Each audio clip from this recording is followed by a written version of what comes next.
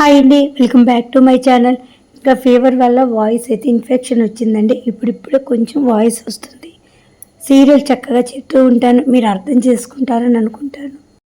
ఇంకా చెంచలమ్మ గారు ఊరికి ప్రెసిడెంట్గా అవ్వాలి అంటే డిగ్రీ సర్టిఫికేట్ ఉండాలి అని చెప్పేసి ఇంకా కలెక్టర్ గారు చెప్తారు కదా. కాబట్టి ఇప్పుడు చెంచలమ్మ గారు ఎలాగైనా సరే డిగ్రీ చదవాల్సిందే అనేసి సింధూర పట్టుబడుతుంది కదా. ఇంకా సింధూర అన్న మాటలకి చెంచలమ్మ అసలు ఒప్పుకోకపోతే ఇంట్లో నుంచి వెళ్ళిపోవటానికి కూడా రెడీ అయిపోతుంది అన్నమాట సింధూర. ఇంకా చెంచలమ్మ గారు చేసేది ఏమీ లేక ఇంట్లో నుంచి వెళ్ళిపోతే చంటి సింధూర దగ్గరైపోతారు. అప్పుడు చంటి ప్రాణాలకు అపాయం ఉంటుంది అనేసుకొని ఇంకొద్దొద్దు నేనే చదువుకోవడానికి వెళ్తాను అనేసి చెంచలమ్మ గారు ఒప్పుకుంటారు కదా. ఇంకా అనుకున్న విధంగానే సింధూర చెంచలమ్మ గారికి బుక్స్, పెన్ను, అలాగే ఒక ఫోను అన్ని చేతిలో పెట్టి, ఇదిగో అత్తమ్మ ఇలా చదువుకోవాలి, ఇలా ఉంటుంది కాలేజ్ అనేసి అన్ని వివరంగా చెప్పి మొత్తానికి చెంచలమ్మ గారిని కాలేజీ దగ్గరకు పంపిస్తారనమాట. అసలే చెంచలమ్మ గారికి అంత పెద్ద యూనివర్సిటీ చూసేపాటికి ఎక్కడ ఏమేం క్లాసులు ఉంటాయి, అసలు ఇప్పుడు మాకు మీటింగ్ జరిగే క్లాస్ ఎక్కడుంటుందో కూడా అర్థం తెలియక పాపం అక్కడక్కడే వెతుక్కుంటూ ఉంటుందన్నమాట. ఇంకెవరినన్నా అడుగుదామా అని చెప్పేసి చెంచలమ్మ గారు అలాగే నడుచుకుంటూ వెళ్తూ అనుకుంటూ ఉంటారు. చెంచలమ్మ, నువ్వు భయపడకూడదు, నువ్వు ఇప్పుడు ఇన్ని ఊర్లను కాపాడాలి అంటే నువ్వు చదువుకోవాలి. నువ్వు చదువుకుంటేనే కదా నీకు ధైర్యం వస్తుంది.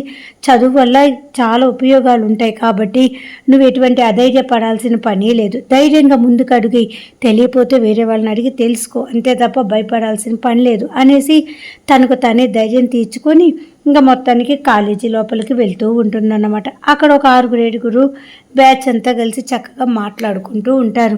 ఒక అబ్బాయి ఏంటంటే ఇప్పుడున్న స్టైల్ ప్రకారం జుట్టంతా పెంచుకొని చున్నీ ఒకటి మెడలో వేసుకొని అటువైపుకి తిరుగుంటాడనమాట. ఇంకా చెంచలమ్మ గారు ఆ డ్రెస్సింగ్ విధానం చూసి, ఆ జుట్టు చూసి అమ్మాయి ఏమో అనుకొని ఏమమ్మాయి అమ్మాయి అమ్మాయి అనేసి పిలవగానే అతడు ఒక్కసారిగా వెనక్కి తిరిగి చూస్తాడనమాట. వెనక్కి తిరిగి చూసి కానీ, అయ్యో నేను అమ్మాయి అనుకున్నాను బాబు, క్షమించు, అబ్బాయివా, సరే కానీ ఇక్కడ ఫస్ట్ ఇయర్ వాళ్ళకి మీటింగ్ జరుగుతుందంట కదా, అది ఎక్కడ జరుగుతుంది అని చెప్పేసి చెంచలమ్మ గారు ఆ అబ్బాయిని అడుగుతూ ఉంటారు. ఏంటి నన్ను అమ్మాయి అనుకున్నావా, అసలు ఇలాగా ఉండటం స్టైల్ అంత మాత్రం తెలీదా? అవును కానీ ఏంటి నీ చీర కట్టు అలా ఉంది ఏంటి, ఆ కొప్పు ఏంటి, ఆ కొప్పులు ఆ పూలేంటి, అది ఇది అని చెప్పేసి కొంచెం వెటకారంగా మాట్లాడుతూ ఉంటారు అక్కడ ఉన్నటువంటి పిల్లలు చెంచలమ్మ గారిని చూసి. కానీ చెంచలమ్మ గారు అంటూ ఉంటారు, మీకు అనేది ఒక స్టైల్ ఉంది కదా, ఇలా ఉండటం నా స్టైలు, కాబట్టి ఎవరి వ్యక్తిత్వాన్ని వాళ్ళు విమర్శించాల్సిన అవసరం ఇంకొకరికి లేదు కదా. కాబట్టి ఇప్పుడు నాకు ఇక్కడ ఫస్ట్ ఇయర్ వాళ్ళకి మీటింగ్ జరిగే క్లాస్ ఎక్కడుందో అది ఒక్కటి చెప్పండి చాలు, నేను వెళ్ళిపోతాను అనేసి చెంచలమ్మ గారు అంటూ ఉంటే, నువ్వు ఇంత తెలివిగల దానిలాగా మాట్లాడుతున్నావు కదా, ఆ మీటింగ్ జరిగే క్లాస్ తెలుసుకోవటం పెద్ద ఇబ్బంది ఏం కాదులే, వెళ్ళు అని చెప్పేసి ఆ బ్యాచ్ అందరూ కూడా అడ్రస్ చెప్పకుండా చెంచలమ్మ గారిని వెక్కిరిస్తున్నట్టుగా అలా చూసి వెళ్ళిపోతారనమాట.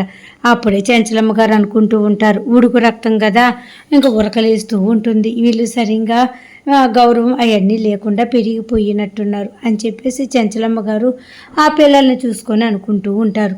ఇంకా సరేలే, ఇప్పుడు నాకు మీటింగ్ జరిగే క్లాస్ నేను తెలుసుకోవాలి కదా అని చెప్పేసి ఇంకా అలాగే లోపలికి వెళ్తూ ఉంటారనమాట. అప్పుడే ఇంకొక బ్యాచ్ ఎదురవుతూ ఉంటుంది.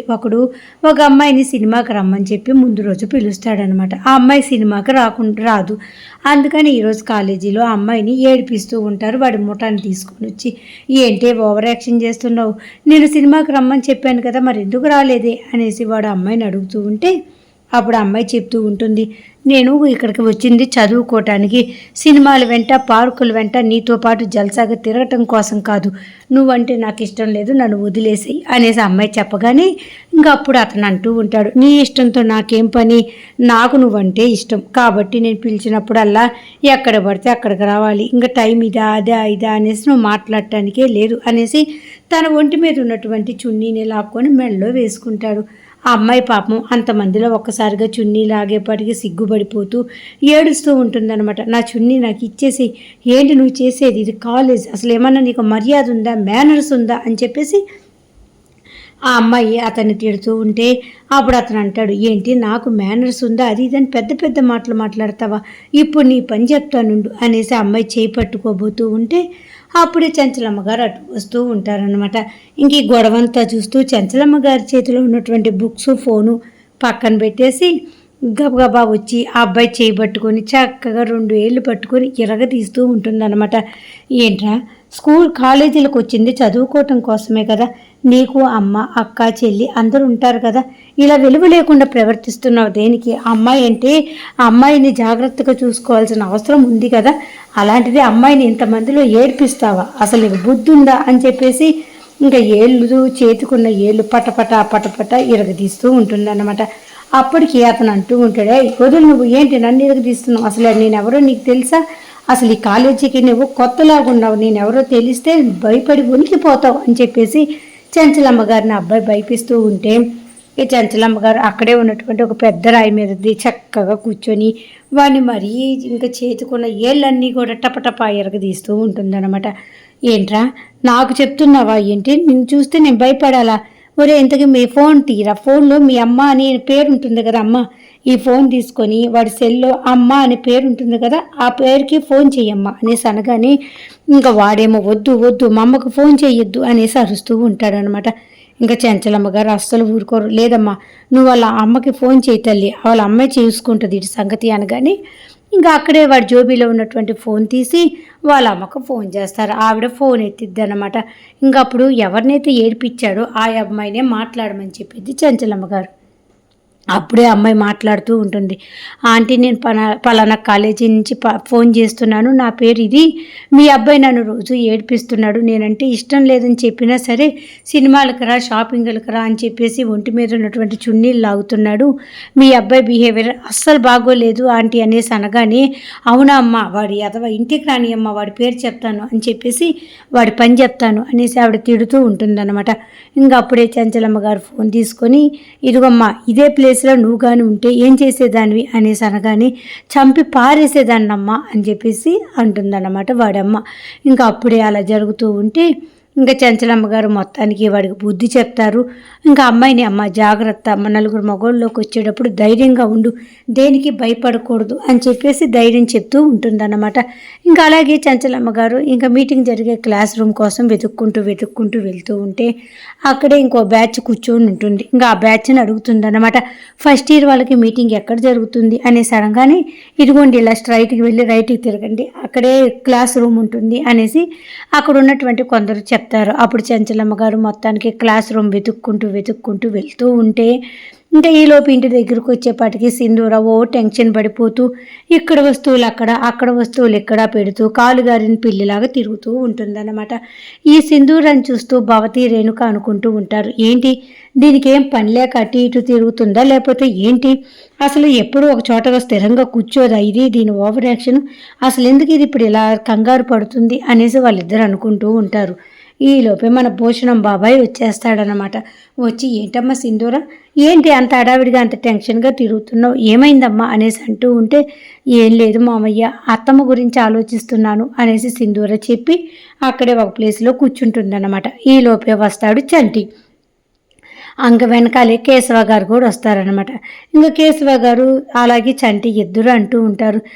అప్పుడే చంటి, ఏంటి అమ్మాయి గారు, ఎందుకు మీరు అంత టెన్షన్గా తిరుగుతున్నారు, ఏమైందండి అనేసి అనగానే, అత్తయ్య గురించి ఆలోచిస్తున్నానండి, అత్తయ్య మొదటి రోజు కొత్తగా కాలేజీకి వెళ్ళారు కదా, అక్కడ ఎన్ని ఇబ్బందులు పడుతున్నారో, ఎన్ని అవస్థలు పడుతున్నారో అని చెప్పేసి అనగానే, భలే ఉంది అమ్మాయి గారు, కాలేజీకి వెళ్ళేదాకా కాలేజీకి వెళ్ళు అని ఇబ్బంది పెట్టి పంపించింది మీరే, తీరా కాలేజీకి వెళ్ళిన తర్వాత అత్తమ్మ ఎలా ఉంటుందో ఏంటోనని టెన్షన్ పడుతుంది మీరే, అక్కడికి వెళ్ళింది మా అమ్మ కాబట్టి మా అమ్మ ఎటువంటి భయము పడదు, ఎటువంటి ఇబ్బంది పడదు, మా అమ్మ ధైర్యం కలది అని చెప్పేసి ఇంకా చంటి చెప్తూ ఉంటాడనమాట. అప్పుడే కేశవ గారితో సింధూర అంటూ ఉంటుంది, మామయ్య మనం కూడా కాలేజీకి వెళ్ళాల్సింది మామయ్య, అత్తయ్యకి తోడుగా ఉండేది కదా అని చెప్పేసి ఇంకా చంటిని కేశవ గారిని చూసి సింధూర అంటూ ఉంటే కేశవ గారు అంటూ ఉంటారన్నమాట, మనం కాలేజీకి వెళ్ళినా సరే మనల్ని లోపలికి రానియరు కదా, మనం కాలేజీ బయట దాకే ఉండాల్సి వస్తుంది కదా సింధూర అనేసి అంటూ ఉంటే,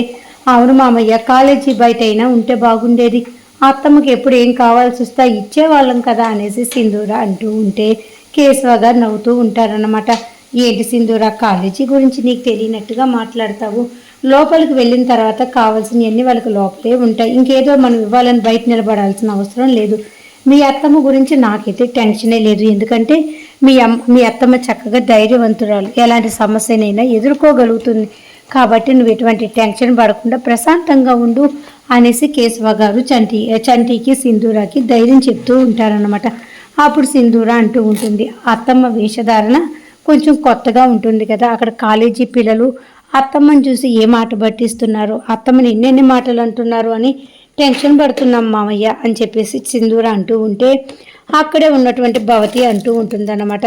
భలేగుందమ్మా, మరి ఇదేమన్నా పల్లెటూరా, తను వెళ్ళింది టౌను, అక్కడ వేషధారణ, మాట తీరు, పద్ధతి అంతా వేరుగా ఉంటుంది. ఇక్కడ ఊరి జనం అంటే చంచలమ్మకు భయపడుతున్నారు కానీ అక్కడ చంచలమ్మకి ఎందుకు భయపడతారు చెప్పు? ఇన్ని రోజులు ఏదో చిన్న పిల్లని స్కూలు పంపించినట్టుగా రెడీ చేసి కాలేజీకి పంపించావు, ఇప్పుడేమో ఏం జరుగుతుందో ఏమోనని భయపడుతున్నావు. నీది మరీ సోజ్యమే తల్లి అనేసి ఇంకా భవతి సింధూరాన్ని ఆడిపోసుకుంటూ ఉంటే ఇంకా అప్పుడే భూషణం అంటూ ఉంటాడు, నువ్వు నోరు మూసుకునుండు. ఇంకా చెంచలమ్మ చెల్లమ్మ వెళ్ళింది కదా కాలేజ్కి, తను చక్కగా వెళ్ళి చదువుకుంటుంది, అనుకున్న పని చక్కగా నెరవేరుస్తుంది. మీరందరూ తిని కూర్చోటమేగా, ఆ పనులు చేయపోండి అని చెప్పేసి భూషణం బాబాయ్ అంటూ ఉంటే ఇంకా భవతి రేణుక అక్కడే ఉన్నటువంటి చాముండి రవి అందరూ కూడా గొనుక్కుంటూ అక్కడి నుంచి వెళ్ళిపోతారన్నమాట. ఇంకా వెళ్ళిపోయి వాళ్ళ పనులు వాళ్ళు చేసుకుంటూ ఉంటారు. మొత్తానికి చంచలమ్మ గారు అక్కడే ఉన్నటువంటి కొందరు జనాన్ని అడుగుతారన్నమాట, ఇంతకీ అది మీటింగ్ జరిగేది ఫస్ట్ ఇయర్ వాళ్ళది రూమ్ ఎక్కడ అనేసి అనగానే వాళ్ళు చూపిస్తారు కదా. ఇంకా అక్కడికి వెళ్తూ మొత్తానికి రూమ్ అయితే కనపడుతుంది. చక్కగా రూమ్లో కూర్చోటానికి అని చెప్పేసి హ్యాపీగా అందరినీ చూస్తూ ఉంటుంది.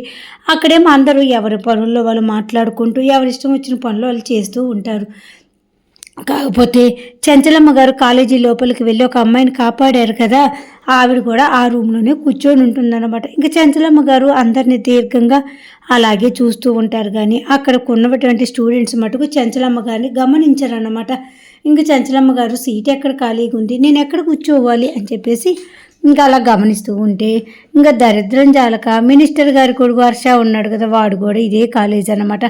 వాడు ఇంకా అల్లరి చిల్లరుడు కదా, ఇంకా కాలేజీకి గోల చేసుకుంటూ అల్లరి చిల్లరుగా వస్తూ ఉంటాడనమాట.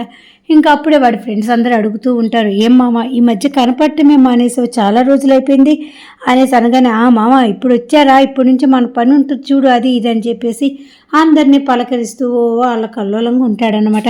ఇంకా అప్పుడే చంచలమ్మ చేతిలో ఎవడైతే దెబ్బతిన్నాడో వాడు డల్లుగా ఉండి ఆయ్ మామ అనేసి అనగాని, ఏంట్రా ఎప్పుడు హుషారుగా ఉండేవాడు, ఏంటి ఇంత డల్ అయిపోయావు, ఎవరన్నా అమ్మాయి నేను చెప్పుతో కొట్టిందా ఏంటి అనేసి అనగాని అప్పుడు అబ్బాయి చెప్తాడనమాట, ఆ అమ్మాయి చెప్పుతో కొట్టినా పర్వాలేదు మామ, 4 రోజులు ఆగిన తర్వాత ఆ అమ్మాయి మీద కక్ష తీర్చుకునేదాన్ని, కాకపోతే ఒక ఆంటీ కొట్టిందిరా నన్ను అనేసి అనగాని, ఏంటి ఆంటీ కొట్టిందా, ఆంటీతో కొట్టించుకోవడానికి నీకు సిగ్గు లేదా అనేసి హర్ష వాడిని తిడుతూ ఉంటాడనమాట. ఇంకా అప్పుడే హర్ష అడుగుతాడు, అసలు ఏం జరిగిందో నాకు కరెక్ట్గా చెప్పండి రా అనగానే ఇంకా ఫస్ట్ నుంచి లాస్ట్ దాకా కూడా తను ఒక అమ్మాయిని ఏడిపిస్తూ ఉంటే చంచలమ్మ గారు రావటము, చేతుకున్నటువంటి ఏళ్ళు ఎరగదీసి ఇంకా వాళ్ళ అమ్మకు ఫోన్ చేపించటము, వాళ్ళ అమ్మ చేత తిట్టేయటము, ఇదంతా జరిగింది అనేసి అంతా కూడా హర్షకి చెప్తే ఇంకా హర్ష కోపంతో ఊగిపోతాడు. ఎవడు రావిడ మన కాలేజీకి వచ్చి నా ఫ్రెండ్ని అలా తిట్టేస్తుందా, పదండ్రా ఇప్పుడే దాని పని చెప్తా, ఎక్కడుంది తను అనేసి అనగాని అందరినీ మొదటి సంవత్సరం మీటింగ్ జరిగే క్లాస్ ఎక్కడా అని అడుగుతూ ఉంది. అంటే ఆ క్లాసులోనే ఉంటుందరా అనేసి ఇంకా మొత్తానికి చంచలమ్మ గారిని వెతుక్కుంటూ హర్ష బయలుదేరతాడనమాట. ఎందుకంటే హర్షకు ఆల్రెడీ ఆ కట్టు బొట్టు ఆ విధానం చూసి ఆ పేరు చూసి ఇంకెమ్మటే గుర్తొస్తుంది, ఆవిడ నన్ను పలానా చోట కట్టేసి వాళ్ళ కోడల చేత 50 కొడ్డ దెబ్బలు కొట్టించింది, ఊరి జనం అందరి ముందు నా పరువు తీసింది, తన పరువు ఎలాగైనా ఇప్పుడు కాలేజీలో తీస్తాను, ఆమె పని చెప్తాను అని చెప్పేసి హర్ష కోపంగా చంచలమ్మ గారు ఉన్నటువంటి క్లాస్ రూమ్ దగ్గరికి వెళ్తారు. అసలు ఏం జరిగిందో ఏంటో మళ్ళీ రేపైతే చూద్దాం.